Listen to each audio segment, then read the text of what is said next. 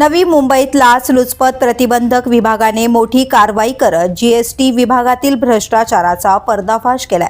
थकीत कर प्रकरणाची फाईल बंद करण्यासाठी लाच मागणाऱ्या वरिष्ठ अधिकाऱ्यासह त्याच्या महिला सहाय्यकाला एसीबीने रंगेहात अटक केली आहे। कोपरखैरणे येथील एका तरुण उद्योजकाला जीएसटी विभागाकडून कारणे दाखवा नोटीस देण्यात आली होती। स्पष्टीकरण देण्यासाठी ते बेलापूर कार्यालयात गेले असता अधिकारी अमित गिरी यांनी त्याला सहाय्यक वैशाली कदम यांच्याकडे पाठवले। तपासादरम्यान अधिकृत शुल्कासोबतच अतिरिक्त 10,000 रुपयांची लाच मागण्यात आली। या प्रकाराने हैराण झालेल्या तक्रारदाराने एसीबीकडे धाव घेतली।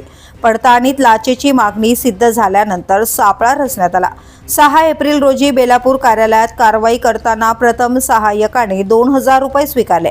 त्यानंतर मुख्य आरोपीने आपल्या कॅबिनमध्ये 7,000 रुपयांची लाच घेताच एसीबी पथकाने झडप घालत दोघांनाही ताब्यात घेतले।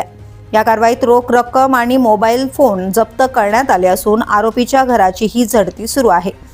या प्रकरणी भ्रष्टाचार प्रतिबंधक कायद्यानुसार गुन्हा दाखल करण्याची प्रक्रिया सुरू आहे।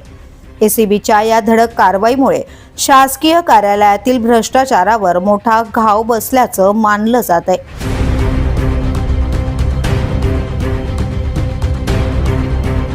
द पोलीस न्यूजसाठी नितीन पाटील, नवी मुंबई।